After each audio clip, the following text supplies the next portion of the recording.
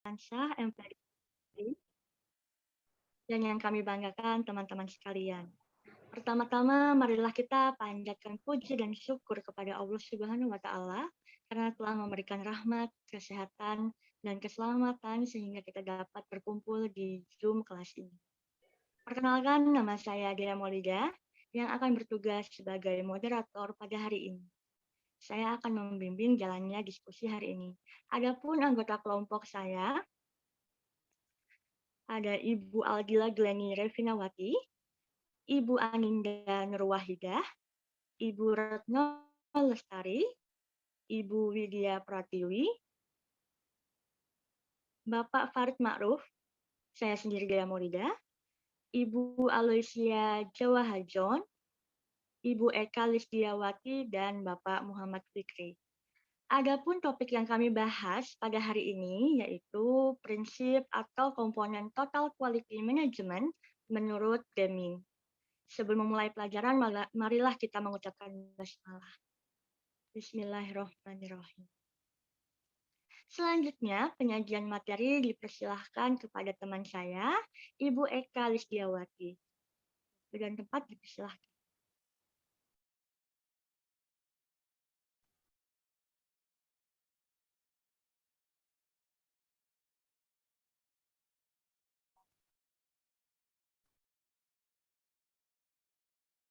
Apa sudah terlihat share screen-nya?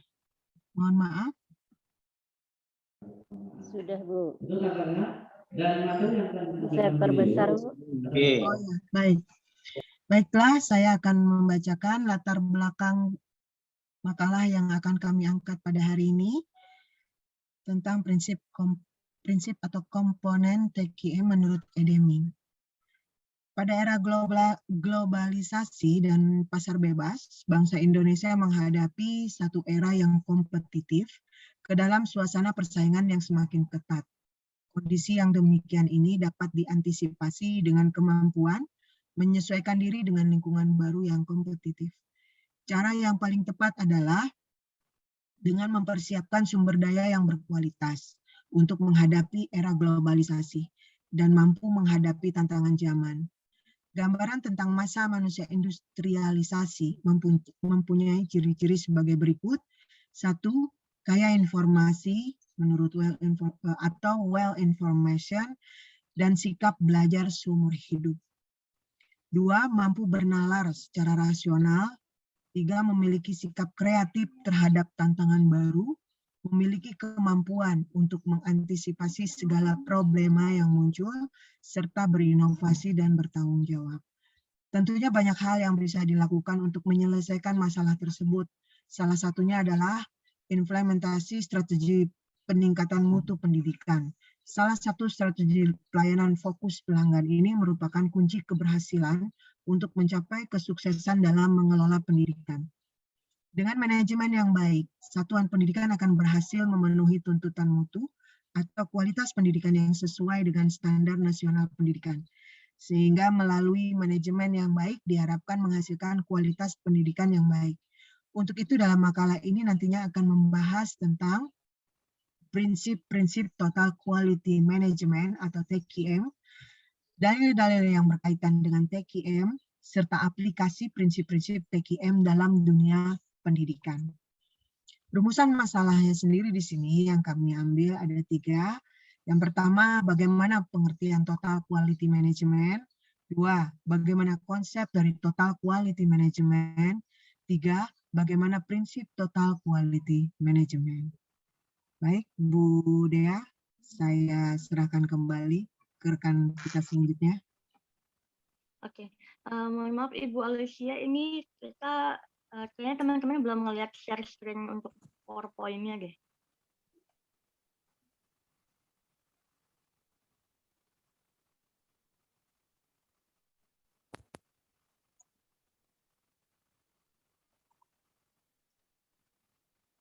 Ibu Alicia ada nggak?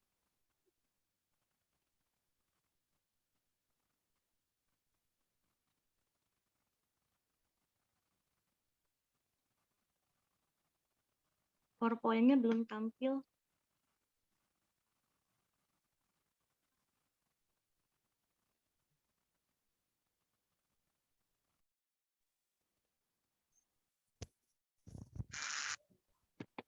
Oke, terima kasih. Sudah kelihatan teman-teman untuk PowerPoint-nya?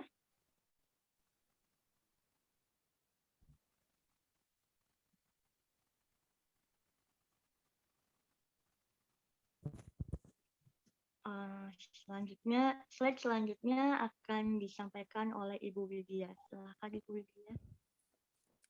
Baik, terima kasih Bu Dea. Saya lanjutkan. Pengertian Total Quality Management atau TQM. TQM berasal dari dunia bisnis dan khususnya dalam dunia perusahaan. Penerapan manajemen mutu dalam pendidikan ini lebih populer dengan sebutan istilah Total Quality Education atau TQI, dan di dunia pendidikan nasional dikenal dengan istilah Manajemen Peningkatan Mutu Berbasis Sekolah atau disingkat MPMBS. Total Quality Management (TQM) dapat didefinisikan dari tingkatan yang membentuknya, yaitu total keseluruhan, quality atau kualitas atau derajat keunggulan, barang dan jasa, lalu manajemen, tindakan, seni, cara menangani, dan pengendalian. Pengertian kualitas yang diambil dari American Society for Quality Control, menurut Kotler 1994, bahwa quality is the totality of features and characteristic of a product or service that bear on its ability to satisfy state of infinite needs, product or service that bear on its ability to satisfy state of infinite needs, atau diartikan dengan definisi tersebut berkonotasi kepada pelanggan, produk bermutu, atau dapat memuaskan para pelanggan yang mengkonsumsi produk tersebut. Next. Pengertian lain diberikan oleh Stephen P. Robbins yang merumuskan mengenai TQM sebagai pencapaian kepuasan kepada pelanggan secara konstan melalui perbaikan secara berkelanjutan dari semua proses organisasional. TQM adalah penerapan metode kuantitatif dan pengetahuan kemanusiaan untuk, yang pertama, memperbaiki material dan jasa yang menjadi masukan organisasi. Yang kedua, memperbaiki semua proses penting dalam organisasi. Yang ketiga, memperbaiki upaya memenuhi kebutuhan para pemakai produk dan jasa pada kini dan di waktu yang akan datang. Berdasarkan definisi TQM, maka dapat disimpulkan definisi TQM merupakan suatu pendekatan dalam menjalankan usaha untuk memaksimalkan daya saing organisasi melalui perbaikan terus-menerus atau produk jasa, tenaga kerja, proses, dan lingkungannya. Terima kasih. Saya lanjutkan kepada Ibu Dea. Baik, terima kasih Ibu Widya. Selanjutnya presentasi akan dilanjutkan oleh Ibu Retno. Dipersilakan Ibu Retno. Terima kasih Bu Dea. Berikutnya teman-teman kita akan membahas tentang konsep Total Quality Management. Dalam Total Quality Management, TQM merupakan sistem manajemen yang berfokus pada semua orang atau tenaga kerja dan bertujuan untuk terus-menerus meningkatkan nilai yang diberikan bagi pelanggan. Kemudian TQM juga merupakan satu penerapan metode kuantitatif dan sumber daya manusia untuk memperbaiki dalam penyediaan bahan baku maupun pelayanan bagi organisasi, semua proses dalam organisasi pada tingkat tertentu di mana kebutuhan pelanggan terpenuhi sekarang dan di masa datang. Kemudian hal penting juga yang harus digarisbawahi adalah TQM menghendaki komitmen dari manajemen sebagai pemimpin organisasi, di mana komitmen tersebut harus disebarluaskan kepada seluruh karyawan dan dalam semua level atau departemen dalam organisasi. Jadi, Total Quality Management bukan merupakan program atau sistem, tapi merupakan budaya yang harus dibangun, dipertahankan, dan ditingkatkan oleh seluruh anggota organisasi atau perusahaan jika organisasi atau perusahaan tersebut berorientasi pada mutu dan menjadikan mutu sebagai way of life. Kemudian pada dasarnya, konsep TQM mengandung 3 unsur, yaitu strategi, nilai pelanggan. Maksudnya adalah Nilai pelanggan adalah manfaat yang dapat diperoleh pelanggan atas penggunaan barang atau jasa yang dihasilkan perusahaan dan pengorbanan pelanggan untuk memperolehnya. Strategi ini merupakan perencanaan bisnis untuk memberikan nilai bagi pelanggan, termasuk karakteristik produk, cara penyampaian, dan pelayanan, serta yang lainnya. Kemudian yang kedua, unsur yang kedua adalah sistem organisasional. Nah, sistem organisasional ini berfokus pada penyediaan nilai bagi pelanggan. Sistem ini mencakup tenaga kerja, material, mesin atau teknologi proses, metode operasi dan pelaksanaan tenaga kerja, aliran proses kerja, arus informasi, dan pembuatan keputusan. Kemudian unsur yang ketiga dalam TQM adalah perbaikan berkelanjutan. Maksudnya adalah perbaikan kualitas diperlukan untuk menghadapi lingkungan eksternal yang selalu berubah, terutama perubahan selera pelanggan. Konsep ini menuntut adanya komitmen untuk melakukan pengujian kualitas produk secara kontinu. Nah, dengan perbaikan kualitas produk secara kontinu, tentunya akhir-akhirnya adalah diharapkan dapat memuaskan pelanggan. Kemudian Edward Deming mempunyai metode dalam pelaksanaan TQM. Ya. Deming mencatat kesuksesan dalam memimpin revolusi di Jepang, yaitu dengan memperkenalkan penggunaan teknik pemecahan masalah dan pengendalian proses statistik yang disebut dengan Statistical Process Control atau SPC. Nah, salah satu metode Deming yang terkenal ini ialah siklus Deming atau Deming Cycle, di mana siklus Deming adalah model perbaikan berkesinambungan yang dikembangkan oleh beliau, yang terdiri atas 4 komponen utama secara berurutan yang dikenal dengan siklus PDCA atau Plan, Do, Check, and Act. Nah, bagaimana tentang PDCA ini akan dijelaskan lebih lanjut oleh rekan kami, Pak Fikri. Silakan, Pak Fikri.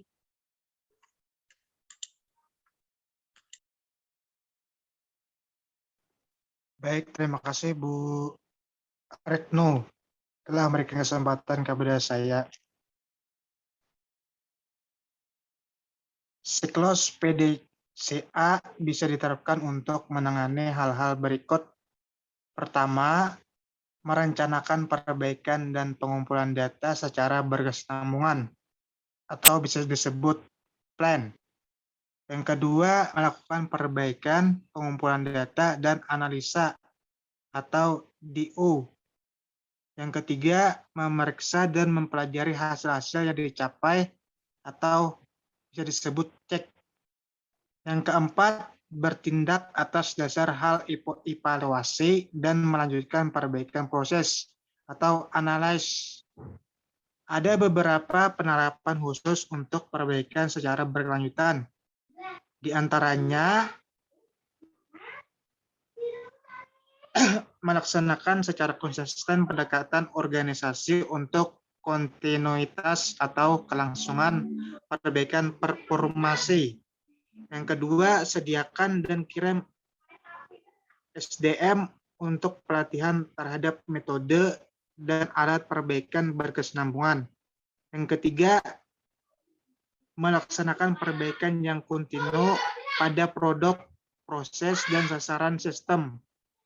Yang keempat, tetapkan tujuan dan sasaran sebagai pedoman ukuran pencapaian untuk perbaikan yang berkesinambungan. Dan yang kelima, beri penghargaan dan pengakuan terhadap perbaikan. Pada prinsipnya, Total Quality Management atau istilahnya TQM terus mengadakan perbaikan continuous improvement. Oleh karena itu, untuk mensukseskan Total Quality Management dibutuhkan sebuah manajemen pengendalian mutu atau quality control yang sempurna. Artinya, sebuah perencanaan dan pelaksanaan harus dikendalikan agar tujuan atau mutu diharapkan dapat terwujud dengan baik. Sehingga inti dari Total Quality Management adalah pengendalian manajemen menuju manajemen yang bermutu dan berkualitas.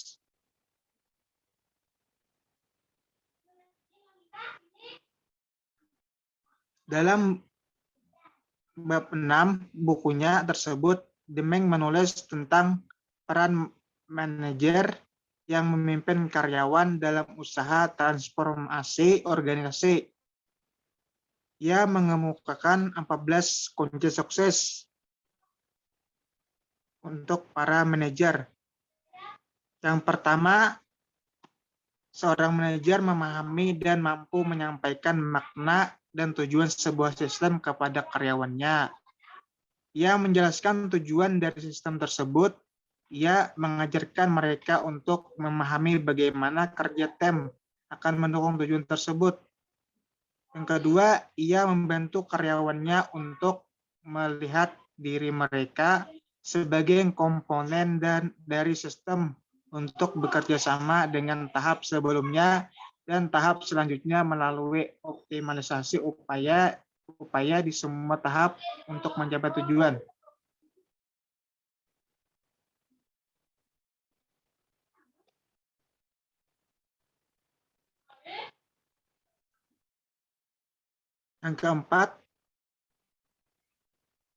Yang ketiga, seorang manajer memahami bahwa setiap individu berbeda satu sama lain. Ia mencoba memancing antusias atau semangat dan kesenangan dalam bekerja. Ia mencoba untuk mengoptimalisasi potensi dalam setiap orang, termasuk latar belakang mereka, pendidikan, kemampuan, harapan, dan keahlian mereka. Ia bukan mengenal seleksi, tapi mengenai pemahaman akan perbedaan yang dimiliki setiap orang dan usaha untuk menempatkan mereka dalam posisi yang akan mendorong perkembangan. Yang keempat, manajer adalah seorang pembelajar yang tidak kenal henti. Ia akan memberikan seminar dan kursus-kursus untuk kemajuan pembelajaran. Jika konteks dan waktunya tepat, ia mendukung mereka yang menginginkan studi formal lanjut di universitas atau lembaga pendidikan. Baik, masih ada tersisa 10 uji sukses lagi untuk para manajer akan dilanjutkan oleh teman saya Ibu Aninda Nurwahidah. Waktu tempat dipersilahkan. Baik, terima kasih. Selanjutnya, masih sambungan 14 kunci sukses yang disampaikan di dalam buku Deming. Yang ketujuh, ia memiliki 3 sumber kekuatan utama. Yang pertama, otoriter di kantor. Yang kedua, pengetahuan. Dan yang ketiga, kepribadian serta kekuatan persuasif. Kemudian, ia akan mempelajari hasil dengan tujuan meningkatkan performanya sebagai manajer. Ia juga akan mencoba menemukan siapapun yang ada di luar sistem yang membutuhkan bantuan khusus. Tidak sulit untuk menemukannya, yaitu cukup dengan kalkulasi simpel untuk menemukan masalah dalam produksi. Yang ke-10, ia menciptakan kepercayaan. Ia juga akan menciptakan lingkungan yang mendorong kebebasan dan inovasi. Kemudian tidak mengharapkan kesempurnaan, kemudian mau mendengarkan dan belajar untuk tidak menghakimi orang-orang yang ia dengarkan, akan melakukan obrolan yang santai dan informal dengan setiap orang yang ada di bawah tanggung jawabnya, dan yang terakhir, memahami manfaat dari kerjasama dan kerugian dari kompetisi antara orang-orang yang berada dalam satu tim.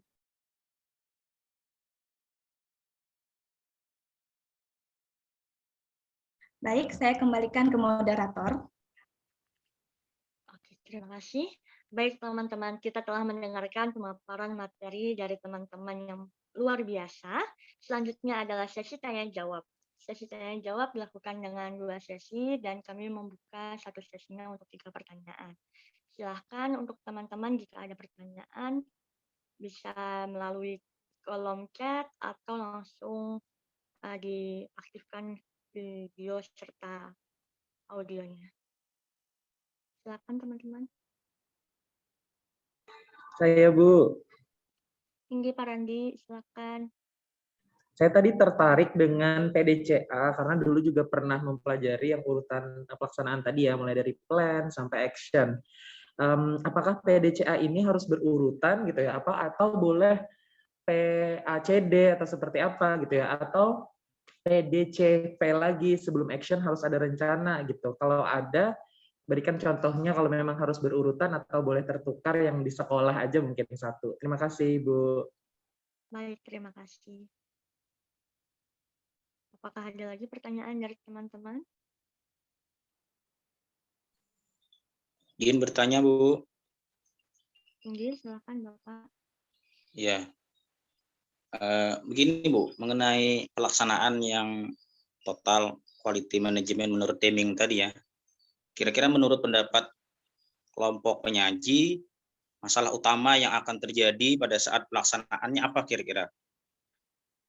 Dari apa yang sudah disajikan oleh kelompok penyaji tadi. Kira-kira permasalahan yang mungkin akan dihadapi pada saat kita melaksanakan TQM menurut Deming tadi, Bu. Terima kasih. Kendala utamanya, Bu. Pertanyaan Tanya, Bu. Izin tanya, Bu. Mohon maaf ada jelas suara saya, Bu. Jelas, Bu. Pada surat ke-6 PPT kelompok 2 itu ada definisi TKN, Bu. Definisi TKN merupakan suatu pendekatan dalam menjalankan usaha untuk memaksimalkan daya saing organisasi melalui perbaikan terus-menerus atas produk, tenaga kerja, proses, dan lingkungannya. Mohon kelompok memberikan contoh konkret atau implementasi dari hal ini di sekolah. Terima kasih, Bu. Dan menerapkan PDKM dasar permukaan dan metode Bisa, Bu. ya. Bisa didengar. Kemudian memelihara kelangsungan pembinaan. Berarti mohon izin saya ulang pertanyaannya berarti contohnya ya, Bu ya. Contoh penerapan pada sekolah. Betul, Ibu?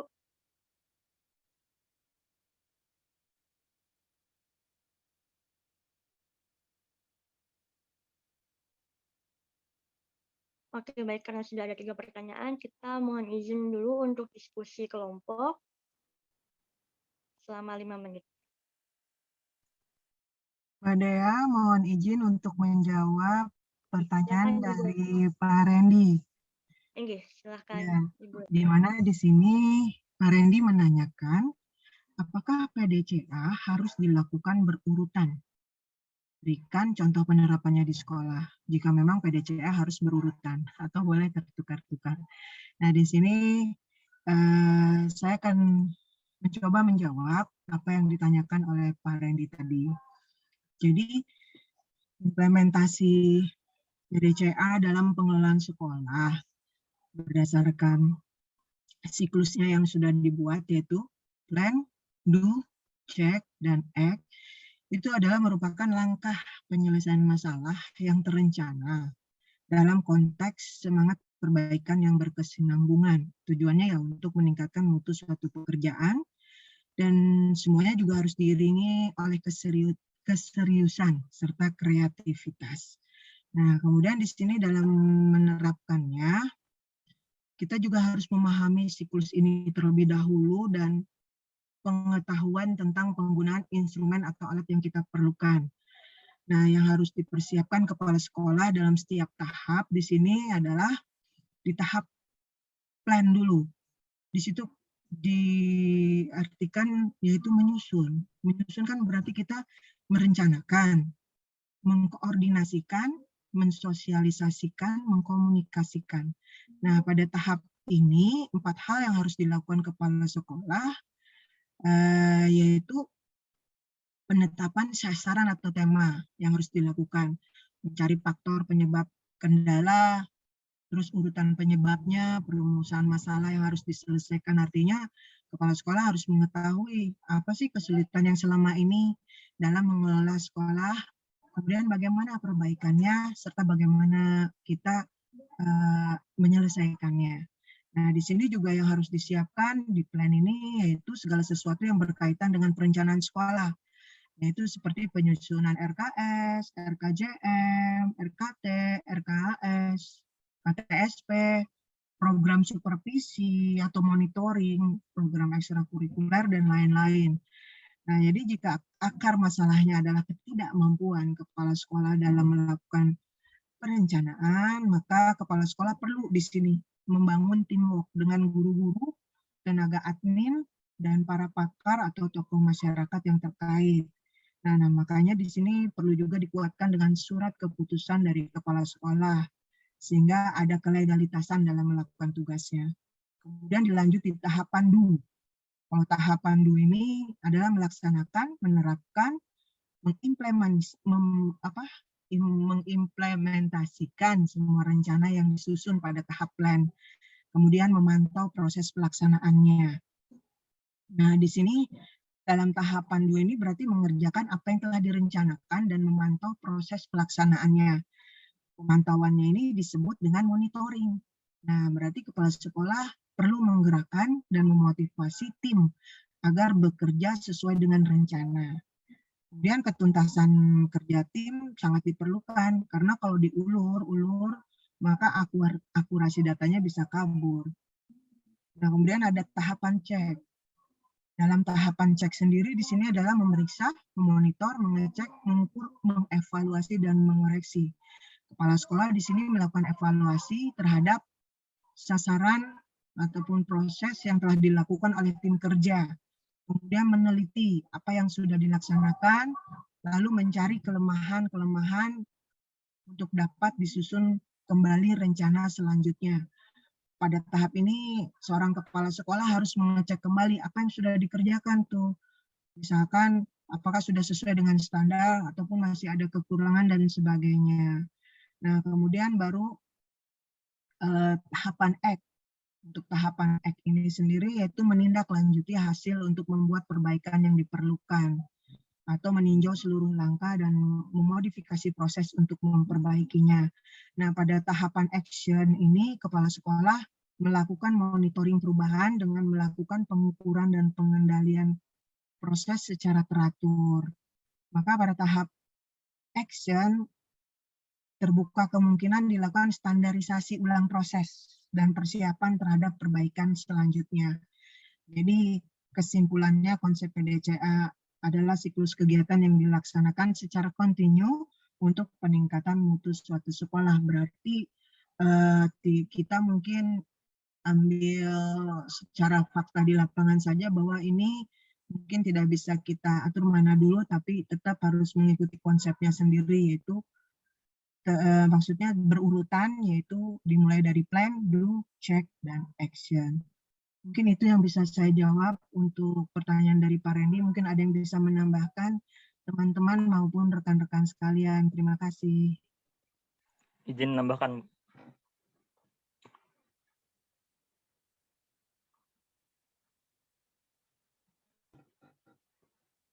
Izin, Bu Moderator. Silakan, Bapak. Ya, terima kasih atas kesempatannya. Saya setuju apa yang disampaikan oleh Ibu Eka tadi.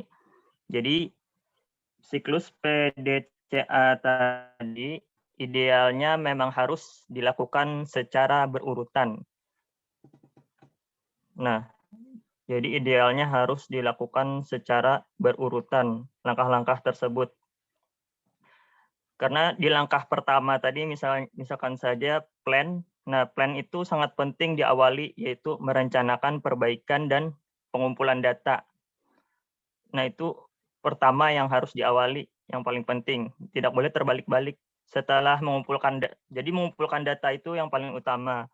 Kemudian yang kedua, do itu menganalisa, nggak bisa kita menganalisa kalau nggak ada datanya. Kemudian yang ketiga, cek. Nah, mencek itu juga kita tidak bisa lah kalau tidak ada data. Jadi plan harus diawali dulu terlebih dahulu. Kemudian yang terakhir yaitu analyze atau action. Nah, action itu terdiri dari bertindak atas dasar hasil evaluasi dan melanjutkan perbaikan proses. Nah, jadi kita ketahui bahwa evaluasi itu memang selalu di akhir. Ya, mungkin itu yang bisa saya tambahkan. Terima kasih, Bu Moderator. Baik, terima kasih. Bagaimana Bapak Randi? Apakah jawaban dari kelompok ini sudah jelas? Sudah jelas Bu, kalau begitu memang urutannya harus, berarti kita harus sesuaikan dengan urutannya gitu ya. Tidak bisa mungkin plan do, action dulu, terus cek action lagi. Terima kasih banyak. Iya, betul. Terima kasih. Selanjutnya untuk jawaban dari Bapak Ahmad Yanto dipersilakan kepada Ibu Retno.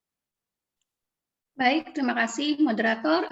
Pertanyaan dari Pak Ahmad Yanto itu terkait dengan apa kemungkinan permasalahan yang terjadi ketika suatu organisasi itu menerapkan total quality management atau kemungkinan-kemungkinan hal-hal yang akan menjadi hambatan, ya seperti itu Pak Ahmad Yanto tadi pertanyaannya. Baik, kami akan coba jawab. Permasalahan atau hambatan yang akan mungkin terjadi dalam suatu organisasi ketika menerapkan total quality management itu adalah yang pertama adalah permasalahan dalam komitmen. Karena jelas di sini disebutkan bahwa total quality management itu menghendaki komitmen dari manajemen sebagai pemimpin organisasi dan itu harus disebarluaskan kepada seluruh karyawan.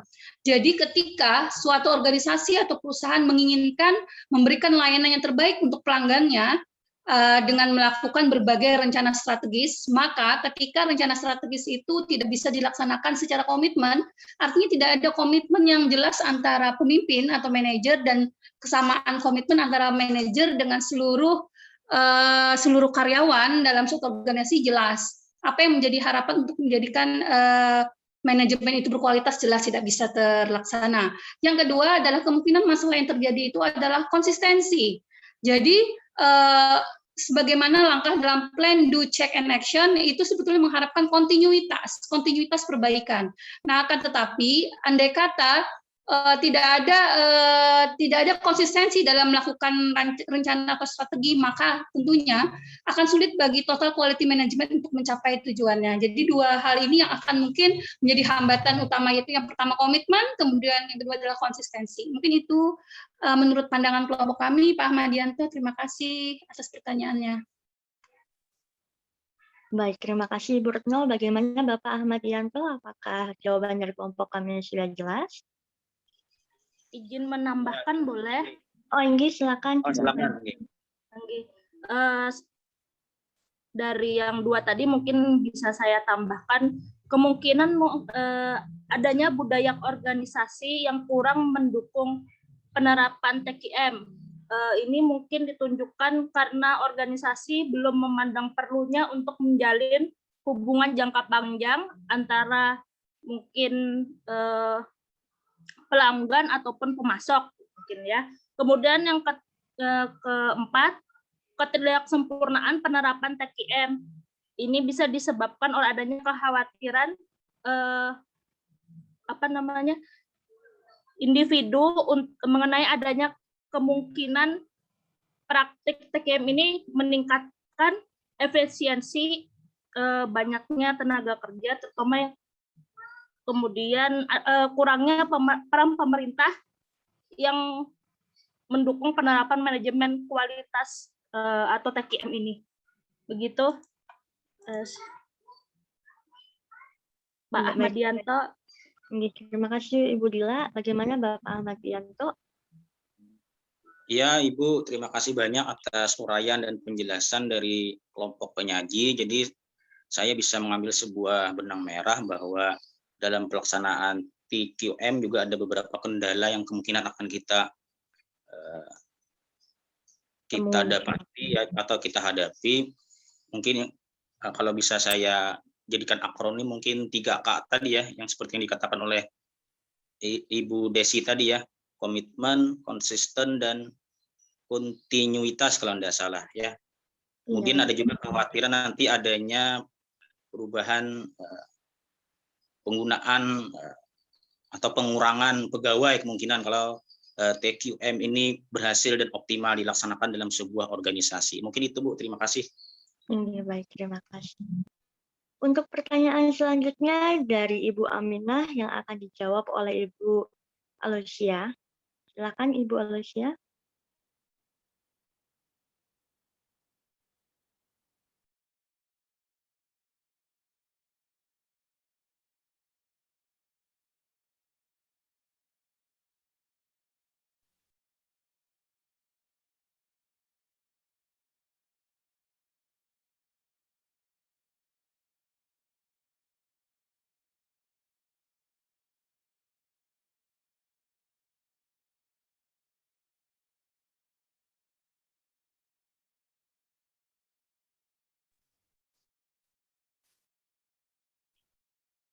Baik, terima kasih atas waktu yang diberikan. Ibu moderator, bisa suara saya terdengar? Ini Ibu terdengar, silahkan Ibu. Terima kasih. Saya mau mencoba menjawab pertanyaan dari Ibu Aminah tadi, bagaimana penerapan TQM di sekolah ya. Ini saya mencoba penerapan TQM di sekolah itu berdasarkan pada konsep dari TQM itu sendiri. Ada 3 unsur yang perlu diperhatikan. Itu pertama itu mengenai strategi nilai pelanggan, yang kedua sistem organisasi, dan yang ketiga itu perbaikan berkelanjutan. Penerapan TQM di sekolah itu yang pertama bagaimana kita melihat manfaat kehadiran kita dan tuntutan dari pelanggan.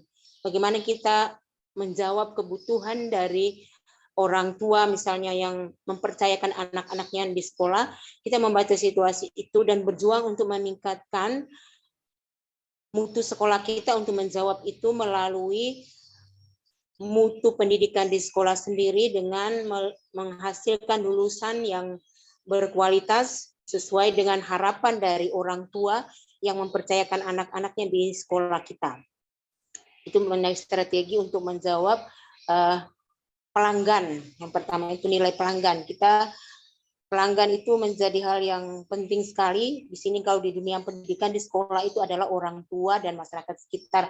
Apa yang dibutuhkan, yang diharapkan dari mereka, itu kita perjuangkan untuk dapat dilaksanakan di sekolah dengan baik. Pelaksanaan kegiatan pembelajaran, pendidikan yang kita lakukan di sekolah itu agar menjawab itu. Sehingga sekolah kita itu tetap diminati dan bisa dipercaya oleh masyarakat. Jadi meningkatkan mutu pendidikan yang ada di sekolah itu sendiri. Dengan berbagai perencanaan melalui proses yang tadi sudah dijelaskan oleh teman saya yang 2 tadi menjawab pertanyaan Pak Randi dan Pak Ahmadianto tadi. Terus untuk yang poin berikut adalah selain strategi nilai pelanggan, yang kedua itu adalah sistem organisasi. Sistem organisasi di sekolah ini berkaitan dengan semua program, juga seluruh hal yang terkait di sekolah, mulai dari tenaga pendidikannya, bagaimana manajemen untuk mempersiapkan tenaga pendidikan yang berkualitas, yang bisa melaksanakan tugasnya secara profesional, juga kurikulum yang ada sesuai dengan kebutuhan yang ada di masyarakat di sekitar, dan dunia pendidikan pada saat ini, dan juga proses pembelajaran itu dikembangkan sesuai dengan kurikulum yang berlaku, sehingga menghasilkan lulusan yang berkualitas, yang bisa melanjutkan studi atau bekerja pada dunia industri sesuai dengan yang diharapkan. Jadi organisasi itu disiapkan, dirancang sedemikian dengan baik sehingga semua itu bisa berjalan dengan baik.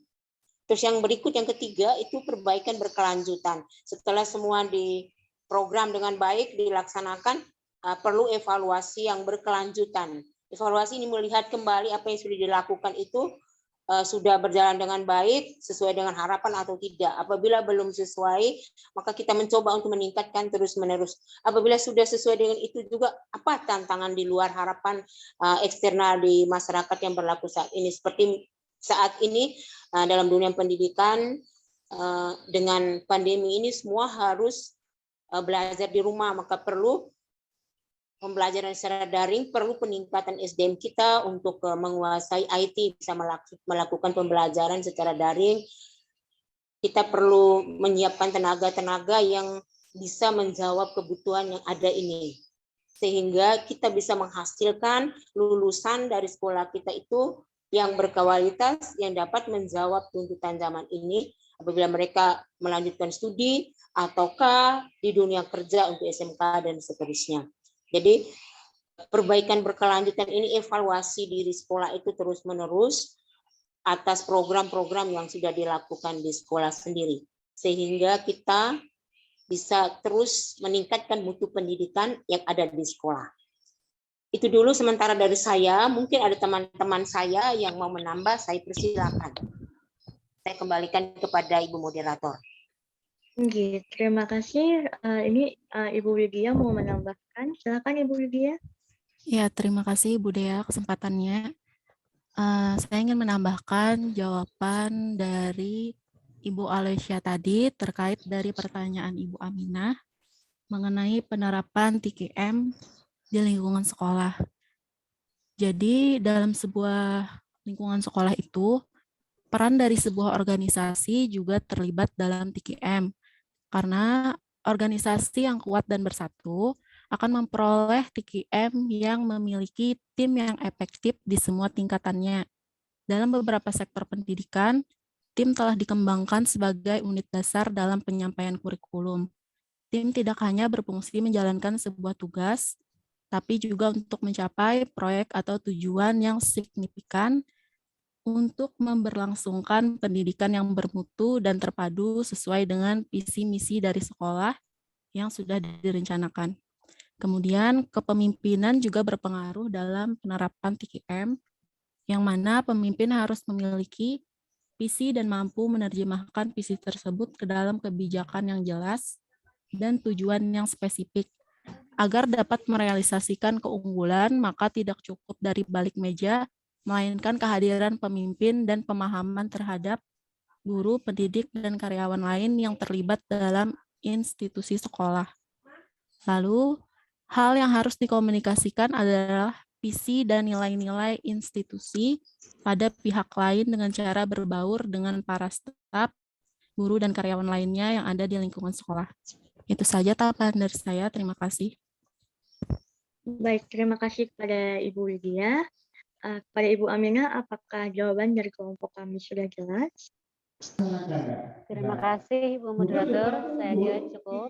Di dalam TKM berarti mengenal, memuaskan pelanggan itu hal yang harus kita penuhi dengan sebaik-baiknya sehingga mutu dan keberadaan sekolah kita diminat oleh masyarakat. Terima kasih Bu. Jadi TKM itu perlu tim yang kuat dan handal. Ya, Iya, betul. Untuk pertanyaan sesi kedua, 3 pertanyaan dipersilahkan kepada teman-teman yang ingin bertanya.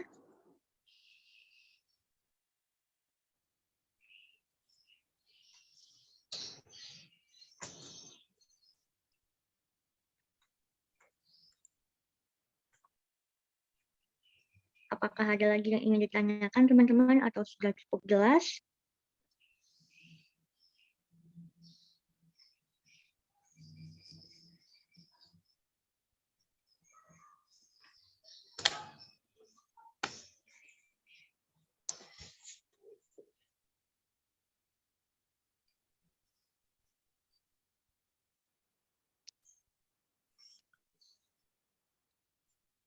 Baik, sepertinya sudah cukup jelas ya Bapak Ibu.